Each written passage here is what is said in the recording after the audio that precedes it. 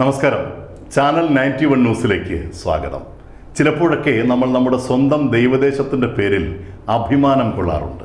മറ്റു ചിലപ്പോൾ ഭരണവർഗത്തിൻ്റെ ചില നാണം കെട്ട പ്രവർത്തികളെ ഓർത്ത് അപമാനഭാരത്താൽ തല കുമ്പിട്ട് സങ്കടത്താൽ ഹൃദയം വിങ്ങാറുമുണ്ട്. സർക്കാരിൻ്റെ ക്രൂരമായ നടപടിയാണ് CPO റാങ്ക് ലിസ്റ്റുകാരെ പരിപൂർണമായും ഒഴിവാക്കിയത്. ആയിരക്കണക്കിന് കുടുംബങ്ങളുടെ ആശ്രയ വെളിച്ചം ഊതിക്കെടുത്തി ഒരു പുതുതലമുറയുടെ ആത്മവീര്യം തകർത്തതിൻ്റെ പൂർണ്ണ ഉത്തരവാദിത്വം ഇടതുപക്ഷ സർക്കാരിൻ്റേത് തന്നെയാണ്.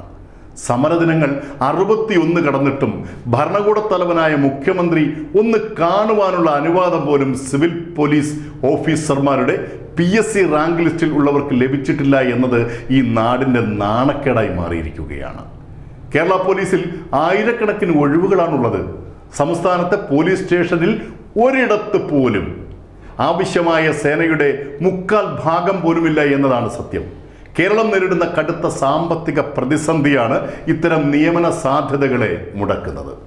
ആയിരക്കണക്കിനായുള്ള all Kerala civil police officers rank ഹോൾഡർമാർ ഭരണാധികാരികളുടെ കണ്ണു തുറപ്പിക്കുവാൻ എത്രയെത്ര സമരങ്ങൾ ചെയ്തു. പുരിവെയിലിൽ പട്ടിണി കിടന്നു, മണ്ണും പുല്ലും തിന്നു, മുട്ടിലിഴഞ്ഞും തലമുണ്ടനം ചെയ്തും ശയന പ്രദക്ഷിണം നടത്തിയും ഗതികേട് കൊണ്ട് ആത്മഹത്യാ ശ്രമങ്ങൾ വരെ നടത്തി നോക്കിയിട്ടും നിരവധി ചരിത്ര സമരങ്ങളിലൂടെ അധികാരത്തിലെത്തിയ ഇടതുപക്ഷ സർക്കാർ ഈ ധർമ്മജീവിത സമരത്തിന് നേരെ കണ്ണടച്ച് ഇരുട്ടാക്കിയിരിക്കുകയാണ്.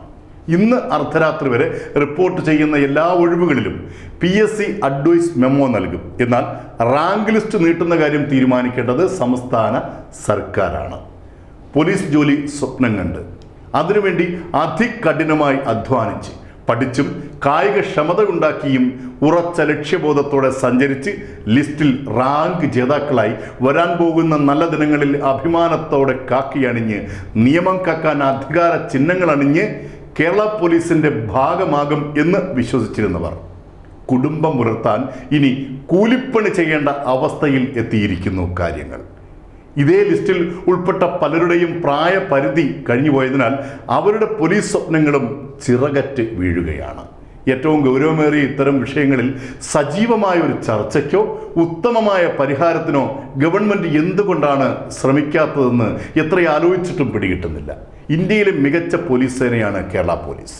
അവർക്ക് അർഹമായ ജീവിത സൗകര്യങ്ങൾ മാറിവരുന്ന ഭരണാധികാരികൾ നൽകുന്നില്ല എങ്കിൽ പോലും മറ്റ് സംസ്ഥാനങ്ങളുമായി താരതമ്യം ചെയ്യുമ്പോൾ നമ്മുടെ നാടിൻ്റെ ക്രമസമാധാന പാലനത്തിൽ വളരെ ശുഷ്കാന്തിയോടെയാണ് സേന പ്രവർത്തിക്കുന്നത്.